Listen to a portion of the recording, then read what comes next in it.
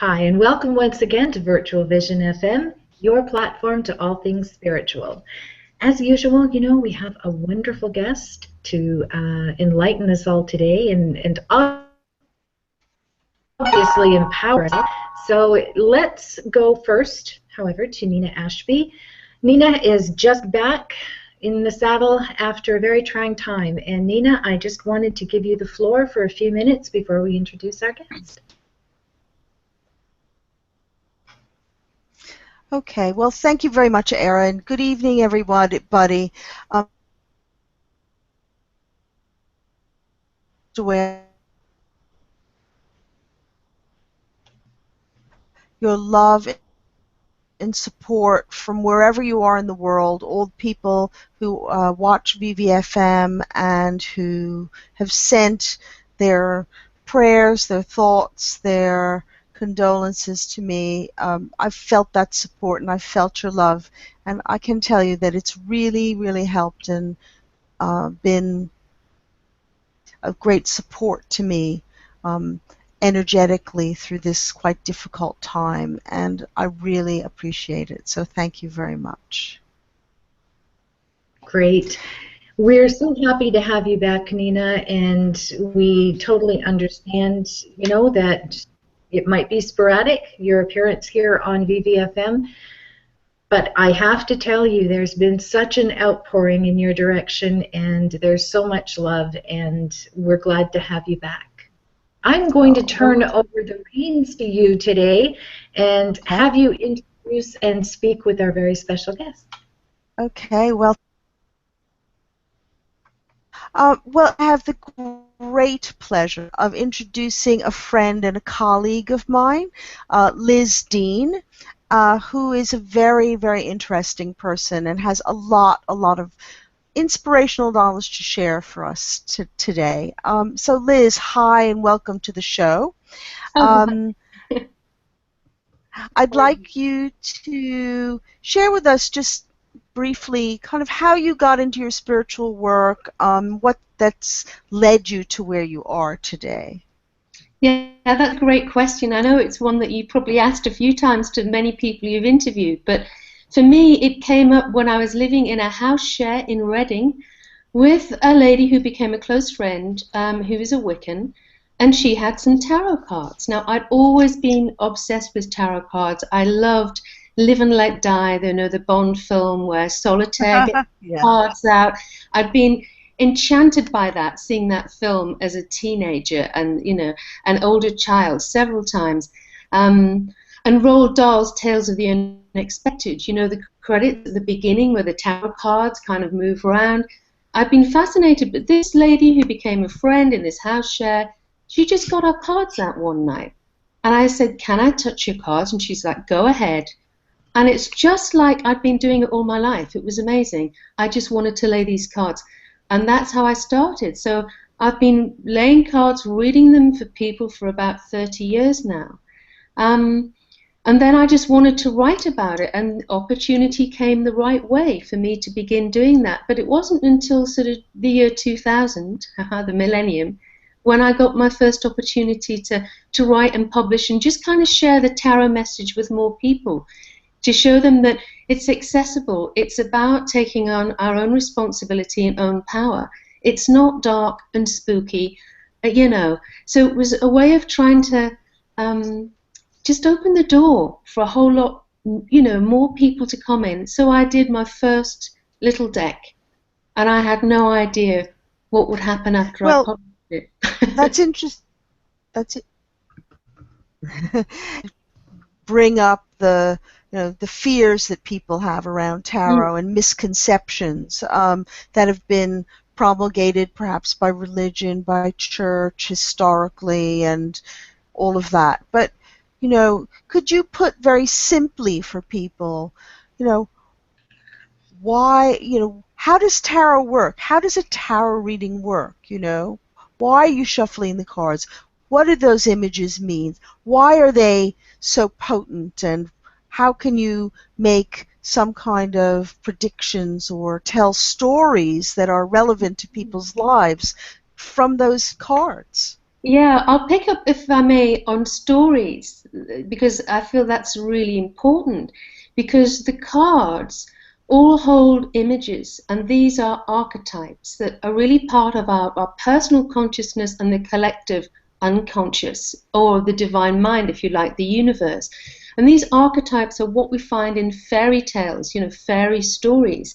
So you get, the empress, you get the queens, you get the hermit, the wise old man, you get the high priestess, the prophet, the seer, the magician. You get all these amazing characters that as children, that culturally we recognize that there's something very deep about the images on the cards that I think link into our intuition and our subconscious, which are actually in the same place in the brain. So when we're looking at a world of kind of images and dreams, emotions, intuition, it's all in the same area. We kind of stimulate that part of us that goes deep under the kind of conscious self, and it brings something out in us, and it helps us connect not only with ourselves, but with what else is out there and with other people. I think it's fascinating. It's a very simple system for those who are not familiar with tarot. It's 78 cards. 22 of them are what we call major arcana, which are big life events, which are these archetypal characters. And then the other cards are kind of dilutions of those cards, dilutions of their energies with similar, smaller, more specific day-to-day meanings. And with those cards, when we lay them, we're telling a story. And we can tell it about the present and the past and the future, because it's like giving yourself or the person you're reading for an amazing sort of flash of insight about where we are now that shows, should you continue on this same path, then this is the most likely outcome. But we still have free will. We can change, we can make our own decisions, but it gives us choices, and I think that's a very important part of tarot as I see it, to empower the reader to say, you have the choice. Now you can see the layers, you can see the options, the people and the possibility in your life. You can go and maximize your potential and do what you want to do. When I start a reading, I say these cards have no power. They've got no power over you, particularly people who are new. They're a bit nervous, again, they've heard about the dark stuff. And when they realize that these symbols offer them as a way that I connect with them and their guides in spirit as well, and what else is out there in the universe, they kind of visibly relax and go, all right, so it's kind of the story of my life in pictures. And I go, yeah. Mm-hmm. And you choose the pictures.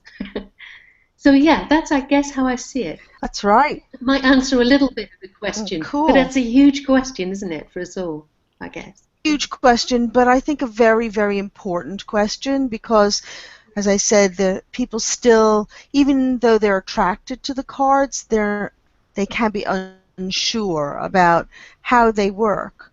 All about why do those cards come up to the surface? Why are they coming up? Because there's so many different ways of laying the cards. Different ways of shuffling or just choosing the cards, and it seems like a mysterious magical act, but actually there are sound principles behind it, aren't there? I agree with that, because one Romany reader taught me when I first started out. She goes, I always ask my clients to choose the cards with their left hand. Mm-hmm.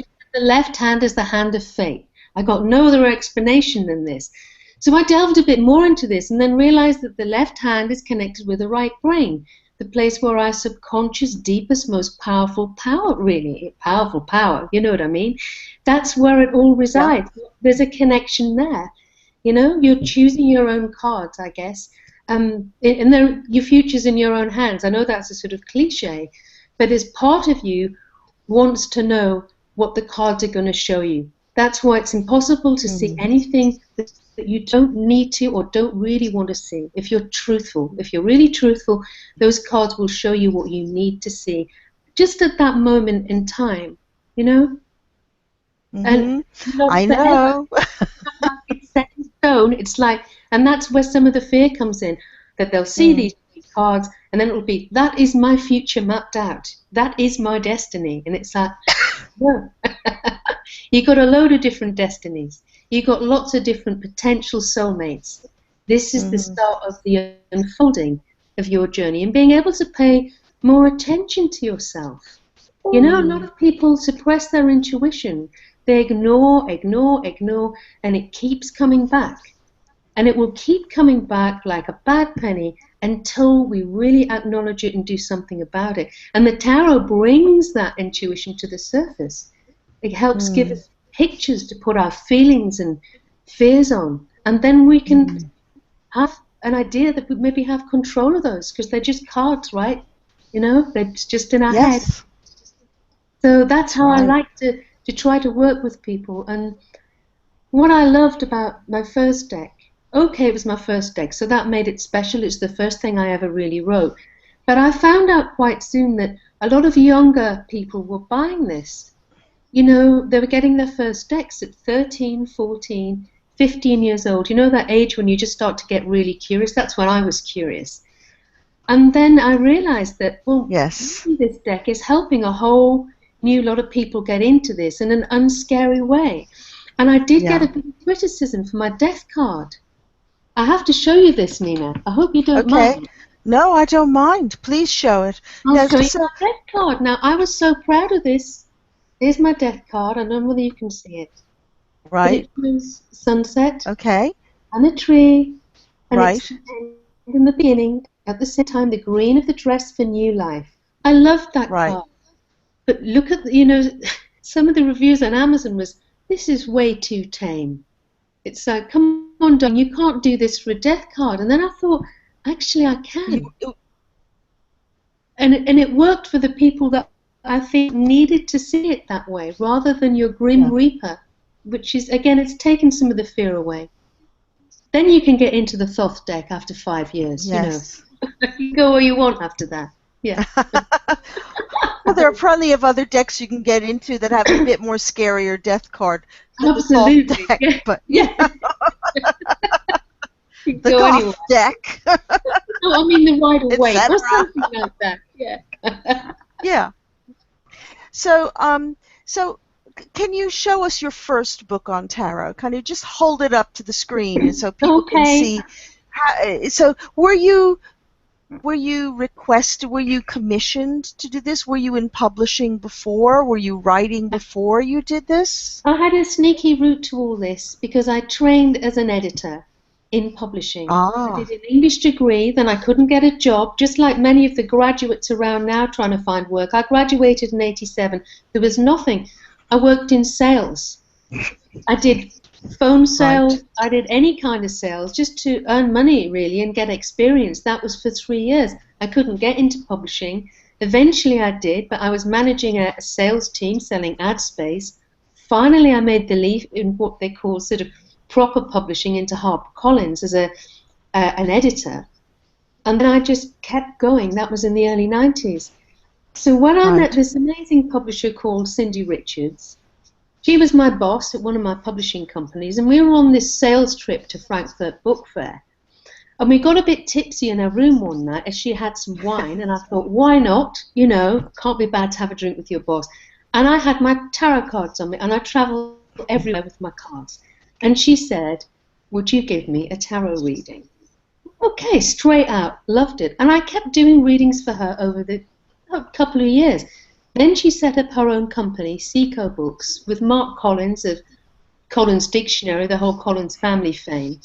And then about 2 months after she'd set the business up, she called me and said, I want a tarot. Will you write it? So it kind of was a commission through someone that I knew. So I guess you could think that would be easier for me than some of the people cold without that contact. But I still feel like it sort of happened at the right time. Of course. So hold up your book for us so that we can see your first tarot, which is old. It's that was published in 2000, I think, or 2001. Oh, wonderful. So it says what the it's a bit shiny. So the art of tarot. Right? The art of tarot. Yeah. And that got published in America and the UK. And it went a bit crazy because after a few years, It started to do very well in America and here, and then it's now sold. I mean, it's taken 15 years to sell this amount, but it's sold over a third of a million copies worldwide now, which is, and I just think, well, maybe that's a third of people discovering tarot, getting into enjoying this amazing practice that has enriched all our lives so much. Yeah, so that was a surprise. I didn't know what was going to happen to this little baby. It just, it just began, and it has a life of its own, I think. And then I realized I was great. And so then you have another book. It's called The Ultimate Guide to Tarot, if I'm not mistaken. I do. I got an American publisher called Fairwinds, who are lovely. And they said, do you want to write a really big book? It's big. Really big. Okay, just hold it nice. Am I still? Yeah, okay. Yeah, just keep it nice and still. Okay, so the beginner's guide to the card spreads and revealing the mystery of the tarot. Yeah, that's everything. Size, pictures, wonderful, simple explanations of the meanings of the cards and how to do some basic spreads, right? Well, what I did all the standard spreads at the beginning of the book, the Celtic Cross and the 3-card past, present, future. But then what I did for all the major arcana cards was devise a little spread based around that card, so you could get to know that card a bit better. So for the magician, I did one in the shape of a magician's wand. The High Priestess, I did a mirror, So I kind of played with it because I think we need to be playful in tarot. There's this idea that, we have to know these traditional meanings, and they're only in this book by this author or that author, but it's about developing your own personal style and your own personal meanings, So I did a bit on all the history of the major arcana cards as well, going back to the Visconti decks, the beautiful Renaissance decks of the kind of the 1400s. And then kind of showed people that there was no occult stuff in those cards. They're actually quite Christian, Gnostic Christianity, all of that comes into it. So that's all about, again, telling the stories of life, the journey of the soul.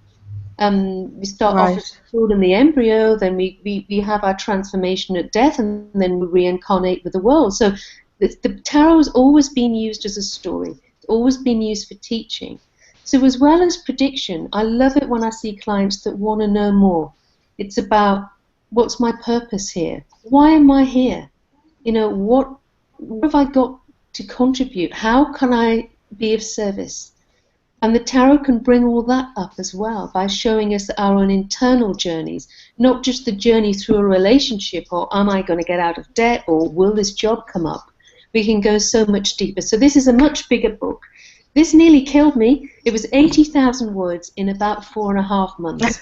Nina, I know you understand this. That was a challenge for me. That's a lot of work. Little books. Yes, So I really had to push myself. And it was a great opportunity. And I'm really pleased with how it's doing in America. So yeah, that's great. Is it available over here? I mean, you can buy it on the internet, I suppose. Yeah, it's in some UK bookshops, but bookshops are having a hard time now, as we know, with shelf space in the UK. So most sales tend to be on Amazon, but it's Amazon UK, and it's in a lot of stores in the US and Amazon US as well. And I'm actually getting letters about this. I never had a letter from anyone before, even with my...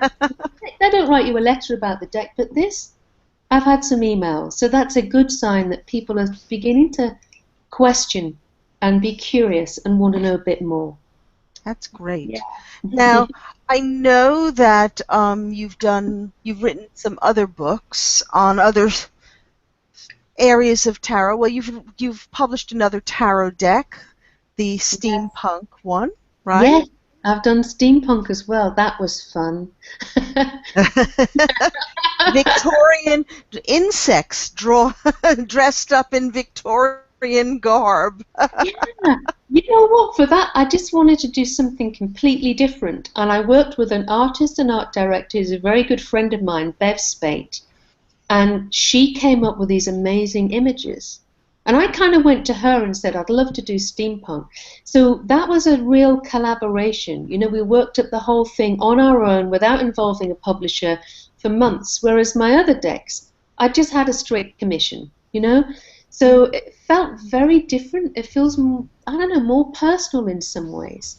Like we Right. kind of grew it together before anyone else got involved, because it's good when people get involved in some ways. But if it's too soon, you know, you kind of need to be able to get your baby onto a certain stage of development before people start unraveling and go, oh, why do you want to do that? Well, you know, so there's something quite exciting about this deck for me because of the relationship with the artist. And when Right. you collaborate, you You get don't. different ideas, you know. Sure. You don't happen to have a copy of that to show Oh, to I people, do. do you? I do. I'm just going to reach up to my tarot shelf, Okay. a bit more on the table, and that's my. You might not be able to see it because it's a bit shiny. So if you hold That's it up, yes. yeah, you got it. So if you are a lover of tarot, different. Liz's steampunk tarot is really interesting and beautiful. I have a copy, so I can. Oh, thank you, Nina. Thank you. I bought it at the launch. I know. I should have given you a free one. I know this. Hey, that's a card. I'm interested. That's the sun. Right, Steve. the sun. Oh, clockwork Yeah. and wonderfulness. Beautiful, But I was beautiful also images. thank you, because I was also inspired by Victorian spiritualism in that as well. Having worked recently with two mediums in London who are very interested in physical mediumship and taking those very old traditions of spiritualism and kind of keeping them alive and developing them. So it was a kind of combination of steampunk with some Victorian spiritualism or late Victorian spiritualism kind of thrown in. And I like the combination of that kind of darkness, but also the futurism as well. So yeah, that was steampunk. So, and I did a book on angels, which I love working on too. So it's been a very Written. I know busy time. this is all about. This is all about, you know, your practice. Then you write about your practice. So Yeah. it's not that you're just a writer and that you're commissioned to do something. You research it and write it. This is all based on your experiences and your passion. Yeah, it's what's always been in me, because I think even when I was working in publishing, I always had tarot. I used to do readings for people at work, friends and family before I was working with you at Psychic Systems professionally. The cards traveled with me wherever I went, and they told me stories about what I needed to know. And I never really understood why they were there. I just felt they were kind of my companion in this life, and they'd never leave me. And then writing kind of came up as a surprise, in a way. I'd always written, but that just felt like a perfect synchronicity, I think. Coming back to the idea of tarot as a symbolic language of images, numbers, and thoughts, all grouped together as a body of knowledge to illuminate consciousness in the world.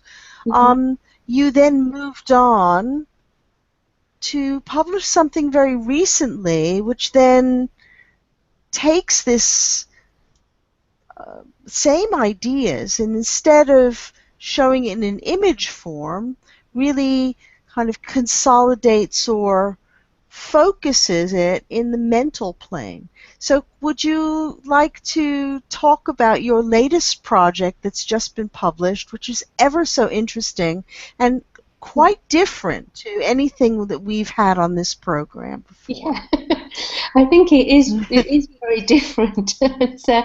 It's Switchwords, which is a way of manifesting with words. Now, Switchwords, I'll tell you just a a little bit about the background so we can anchor this a little. Were kind of devised by an advertising executive and visionary called James T. Mangan in the late 1950s.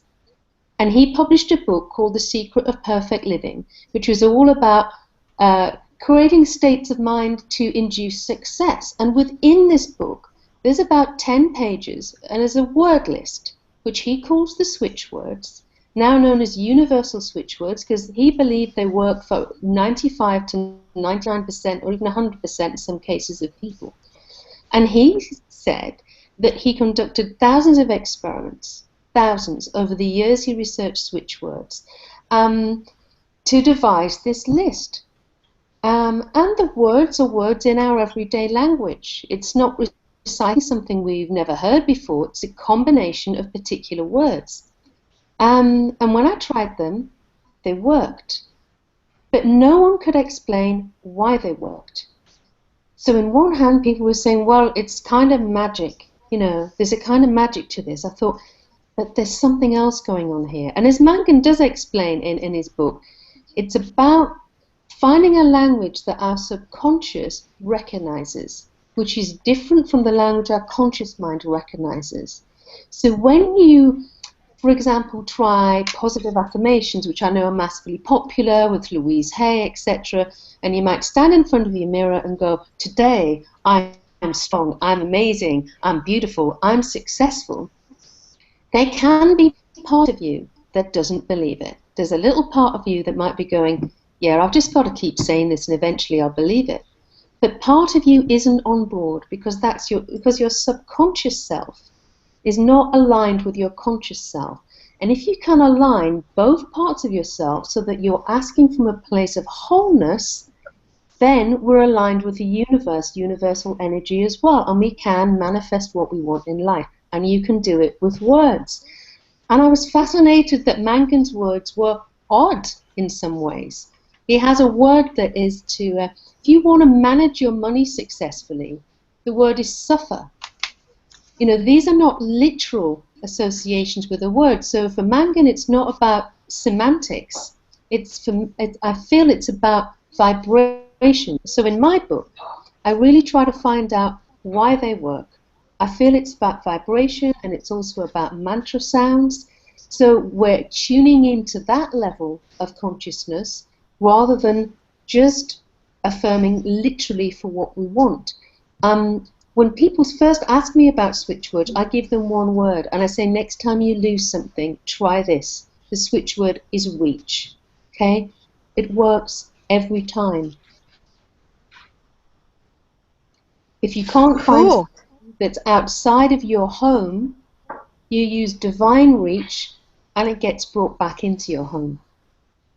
So again, it sounds weird, but I tried it out. I did lots of research, lots of case studies, obviously read through all Mangan's work. I looked at work of some of the researchers that have been working in the US, people like Kat Miller and the late Shirav Nirav, and I began just to get a bigger picture of what switchwords were about and how they can help people. And it's very, very simple. And you don't have to meditate. You don't have to believe in anything. All you need is an openness, really. And I did a little test about the belief thing as well, because I got two friends. One is very skeptical about everything I do, but I knew she was really strapped for cash. The other one is into angels, tarot, very spiritual. I gave them the same switchword mantra, and within a day of each other, they both came back to me and said they had got some money, which is what they both wanted. They both got exactly the same amount of money, which is bizarre. It wasn't heaps. It was a start. They both got £25, one on premium bonds, one on a scratch card. And yes, you have to be in it to win it. They did go out there and think, how would I get money to come to me? But I found it interesting that there were two completely different types of people, but both were willing just to have a go, and they both got something back. Cool, cool. Era, are you there? Hello? Yes, I am. Well, Okay, well, I think this is a really good time for you to come in and maybe ask Liz some questions before we turn it over to our chat room. And I just want a heads up to the chat room. If you want Liz to give you a switch word, if you're having a situation in your life that is a bit of a conundrum for you that you're having trouble resolving, write it on the chat room and we'll put it to Liz, okay? So while Air is asking a question and Liz is answering, please do that. Thanks. Thanks, Nina, and hi, Liz. This is just such an interesting topic for me. It's right up my alley, so to speak. I am fascinated by the concept of having a switch word that vetoes a vibration that is carrying someone in a specific direction and actually alters it and carries them off into a different one. Mm-hmm. So when you have it's the actual vibration of the switch word that tends to turn things around. Is that correct? Yeah. James Mangan describes it as words that switch on the subconscious. Mm-hmm. So there's something about these words that can bypass our conscious brain, particularly the left brain, which, the judging, self-critical kind of doorkeeper aspect that mm-hmm. kind of says, hang on, why are you doing that? And gets in there before we've had a chance to react and analyze and reject and fear. Yeah, it goes straight into the kind of seat of the subconscious. And one nugget of information that I find fascinating is that apparently around 90 to 95% of our actions are driven by our subconscious. That gets in there first, which is fine if we all have perfect, wonderful subconscious programming, like as if we've all had, no trauma, no difficult challenges in life, all of that. And of course we have. We've all got blocks. It just depends whether we need them anymore for protection. So I feel these words can get in there and speak to the part of us that has the power to make effective change, and that's why it can work to with things like weight loss, addiction issues. It can also help with fear and anxiety. And I've had a client recently who hasn't been able to go out of his house properly for about 12 years because of fear. And he wrote to me last week and said that for the first time he's managed to go out and walk to the supermarket at the end of his street, and he's been able to buy something on his own and come back. Now he's had the support of a counsellor as well. This has been going on for him for a long time. But for him, the switch words just switched on that last bit of courage, got rid of the last bit of fear that he needed to make a final leap towards recovery. So the stuff that's coming back around these words is really surprised and touched me, actually. Well, that's very heartening when it impacts someone's life to that extent and degree. Yeah. That is phenomenal. I always have believed, as you have just said, that it's the subconscious mind that is expressed through our actions. Our conscious mind might say, oh, I want to do this, but whatever is being housed in the subconscious is what is done. So someone wanting to go on a diet is sitting there saying, I'm going to go on this diet and lose a bunch of weight, the whole time they're eating this huge piece of chocolate cake. I mean, that is an example of what the conscious mind wants to do and what the subconscious is expressing. My question to you would be, it's my understanding that to seed a new paradigm in the subconscious mind is a repetitive process, which to me speaks of a time. There's a time, not a time limit, but it does take time to reseed something into the subconscious that is more beneficial. So when you use these switch words, how long does it take for that new paradigm to be seeded, if that's indeed what is happening? I get that, because otherwise we're saying, oh, look, just say the magic word and everything's lovely. It sounds very trite. We're much, it takes more than that, of course. If I sense that people I've got deep blocks and issues around addiction or other habits, or they just feel stuck, stuckness and procrastination is something I get a lot of questions and emails about as well. I often say before you choose the switch words for what you want, just start with a master switch word together. Because when you chant together, and I often recommend this for at least 3 days, maybe to a week, you get to see what your blocks are, because sometimes those blocks are held just out of our conscious awareness. We kind of know they're around and we feel frustrated by them, but we can't really get a hold of it. You know, we can't really sense what it is. And there's something about this master switch word together that helps bring up into our awareness any trauma, issues, or old beliefs that are in the way when we want to try to manifest something new and better for ourselves. So switch words, in a sense, I've discovered, are also a form of healing and being able to at least acknowledge where the blocks are, and I'm really connect with that in a truthful way, rather than just saying, yeah, I know I'm like that because of that. The switch words, because they work on the subconscious, it's like you can actually begin to feel the feelings and think, where is that in my body? What do I need to work on so that I can move forward? So I'm working a lot on researching kind of, you know, blocks, and that's creative blocks as well, which can be difficult for people who really want to get their work out there. They might be artists, designers, other kind of creators, and they feel blocked through fear, perfectionism, all sorts of other things, and the switch words help for that as well. So just beginning with the one word, with together, helps you see what you need to see, and then you can move on to start to manifest what you want. Fascinating. Fascinating. Thank you for that. Nina, did you have a question there from the chat room? Yes, well, yes, we have one of our chat room people who wants to ask you. She's having a little from her phone, but she says she's facing a possible divorce, and obviously there's so much that comes up with that. What would you suggest to her?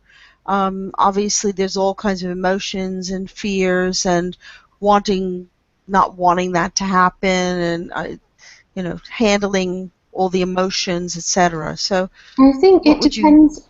Yeah, it depends where she is in the process. If she's ready to let go of this, there are two switch words that can really help. One is bow, B-O-W. That is honoring the relationship that they've had and being able to release. And thank you, that or thanks is to let go of regret and self-recrimination. So it's a kind of forgiveness word as well. So you can say bow, thanks. Okay. I don't think that she really wants to let go. She wants to work on this relationship. You want to work She would like happy. What she partner wants to, but because I know her, so I'm asking, if that's the case, how can she? Maybe it's a kind of an acceptance thing about. I don't know. Well, one thing she could chant, which I feel really can help, you use together, because that also relates to them to be together as a couple, but also use the switch word divine, because that asks for divine intervention. It asks for a miracle if it's right. So it's like saying, if we're meant to be together, universe, please fix this, please help us. And if she uses the switch word be, that will help with our anxiety and gives you peace of mind. So together, divine be. Oh, that's beautiful. Together, Yeah, divine. divine be. So that can help generate a sense of acceptance of where she is in that process, with a little bit of Amazing. divine intervention as well. Of course. Well, thank you very much. Megan, if you have any suggestion that you want to type in or feedback for Liz, that would be great. And when you suggest to chant it, do you just, how do you suggest people do it? They do it in their mind, they say it out loud. Should they chant together, divine be? Or you know, how do you suggest? Sorry, Nina, you're breaking up. In any way? I'll, I'm sorry. broke up a little, but I think you were asking me about the chanting. Yeah? Yeah. Okay, so I say Yes. start with chant it around 10 times out loud or to yourself, and do it 3 times a day. So when you wake up in the morning, when you're having lunch, and just before you sleep. It doesn't have to be those times of day. It's just good to link it in with an activity so that you don't forget. If you go to the gym, you can kind of chant it as you run or do your machines or whatever. Another thing, if anyone out there does tapping, EFTs, you can tap the words in. So you can finger tap like this and tap in your mantra.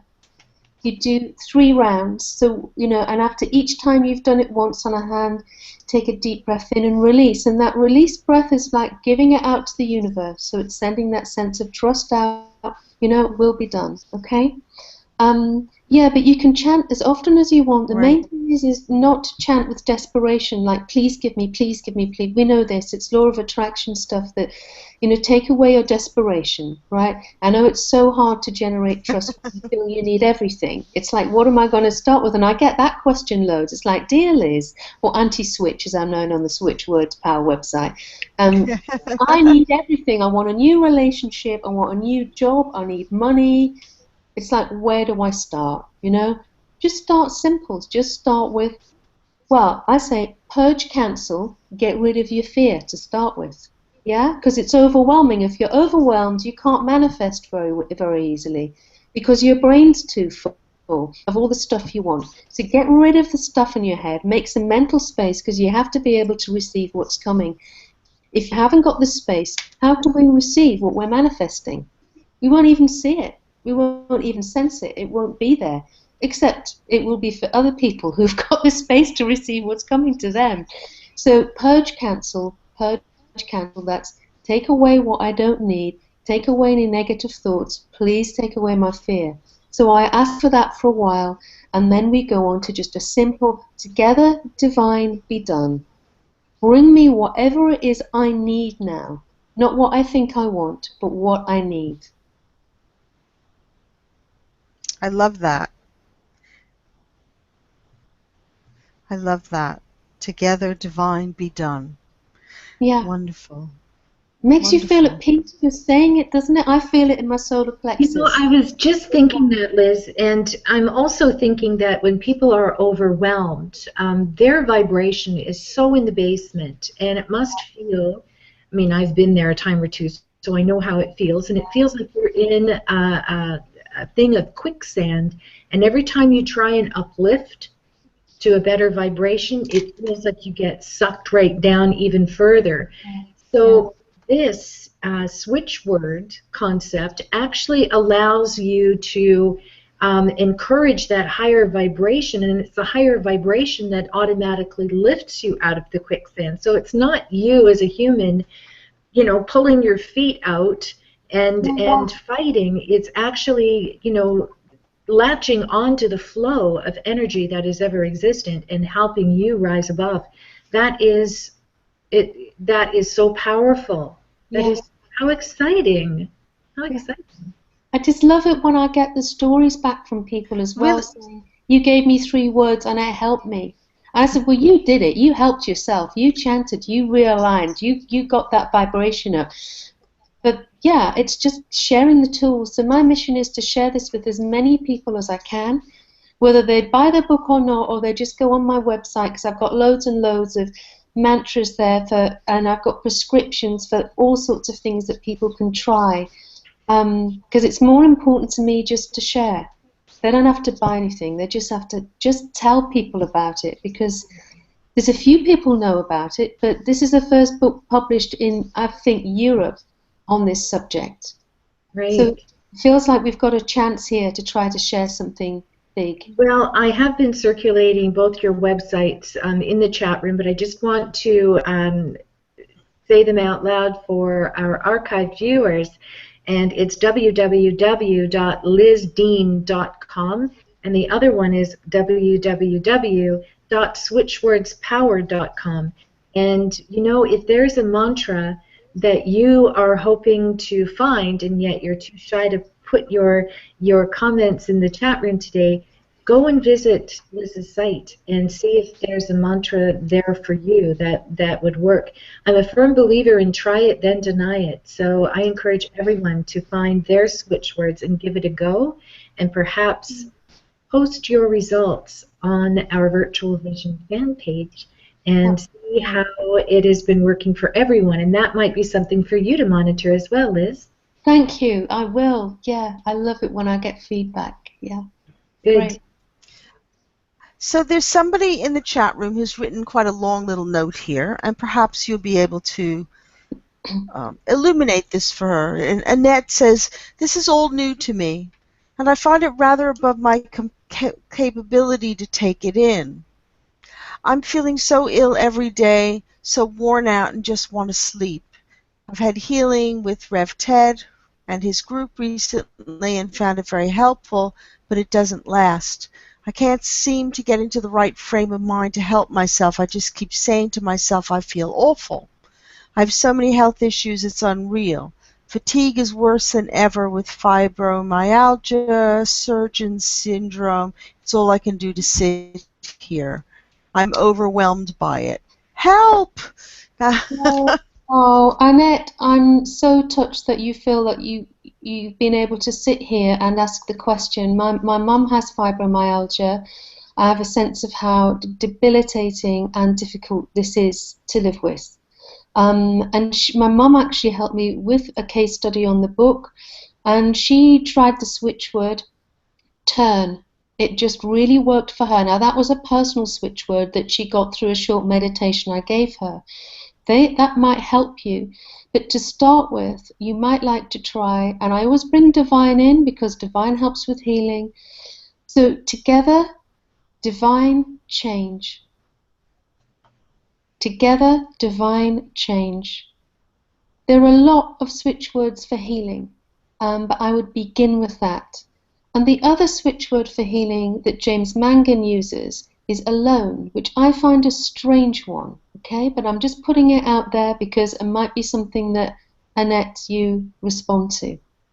And with the chanting, I would just do it when you feel that you can, because anything that takes more effort, given where you are in your healing journey, can feel like a pressure too. So just chant when you remember, and you might find that actually tapping together divine change into your fingers helps you as well if you have tried tapping before.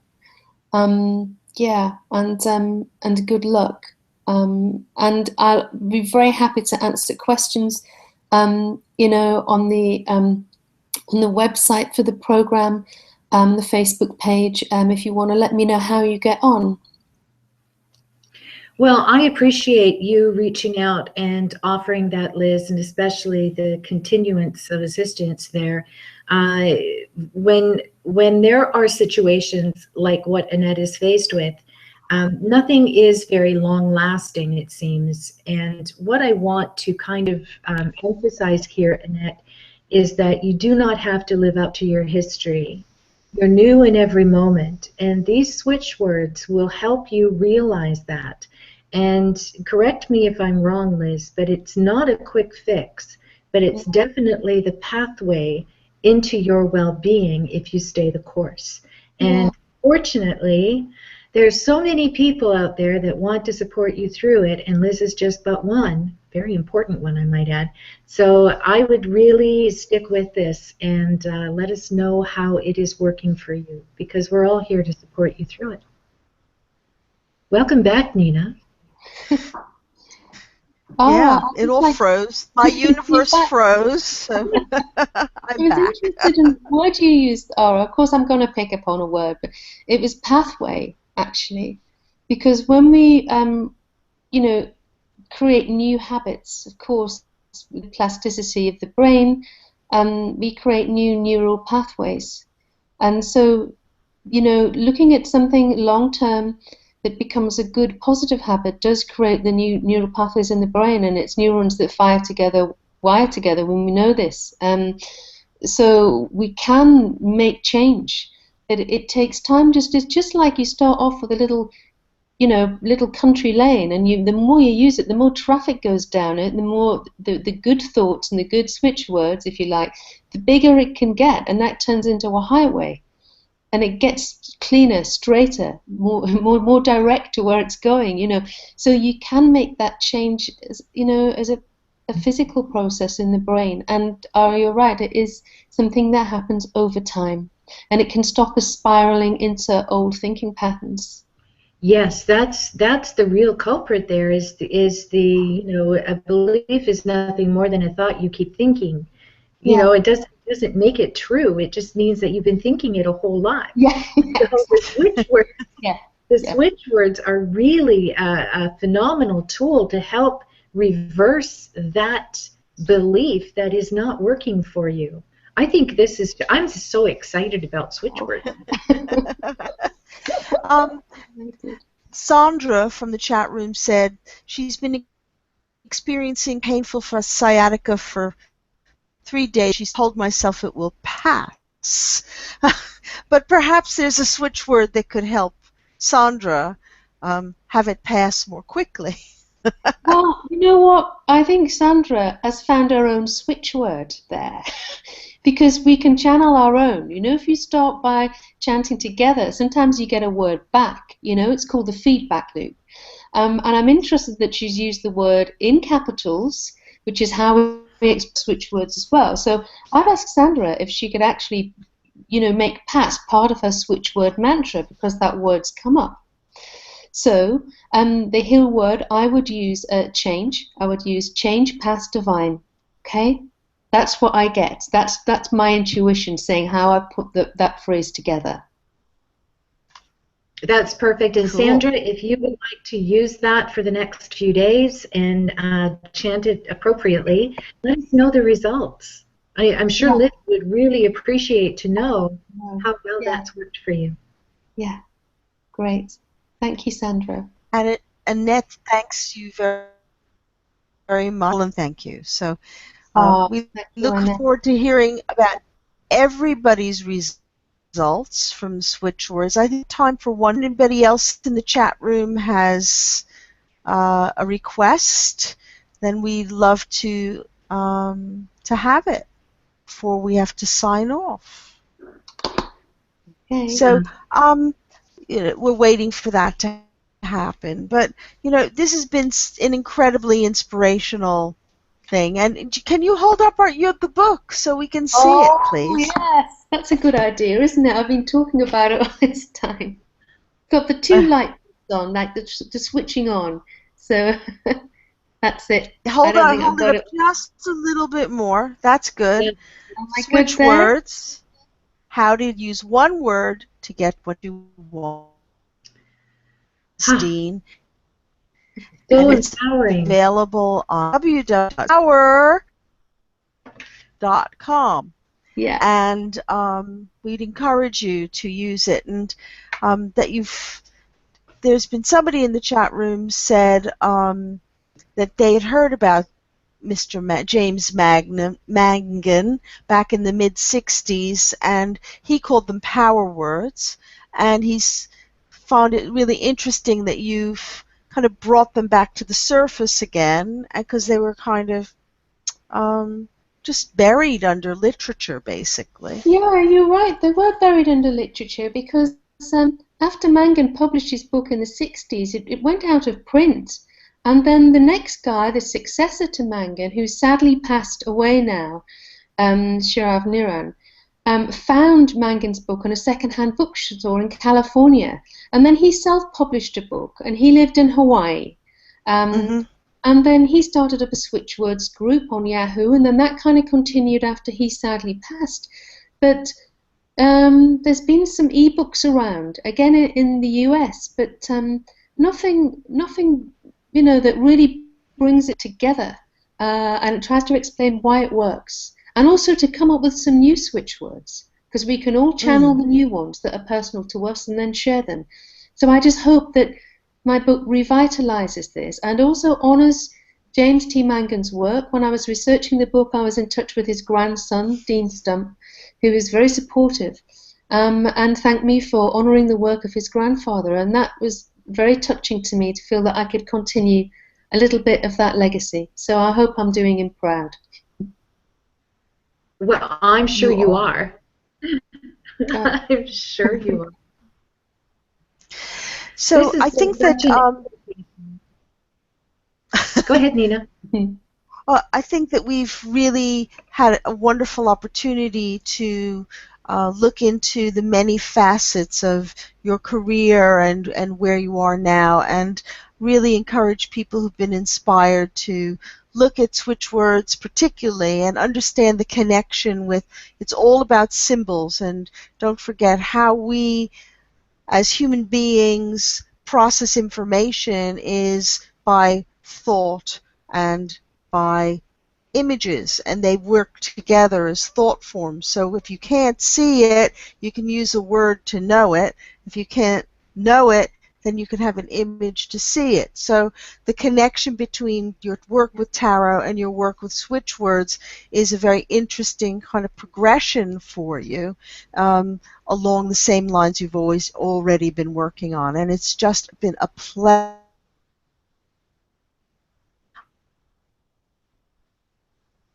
been here.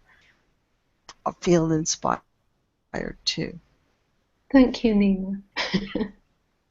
Yes, be here. so much. So much. Thank you so much, Liz. I would love to have you back on the show again I'd love to come in the back. future. Thank you. I love it when information is just so inspiring and so empowering for individuals, and that's what this platform is all about. So thank you very much for taking the time to educate all of us in such a great way. Thank you. Thanks so much for the opportunity. Thank you. Great. Thank you. All right, Nina, thank you so much for a great interview. And I think it's Ted and I next week, and who knows what trouble we'll get up to. So stay tuned, and we will be posting next week's topic shortly. All right? Thanks so much for joining us, and we will see you next week.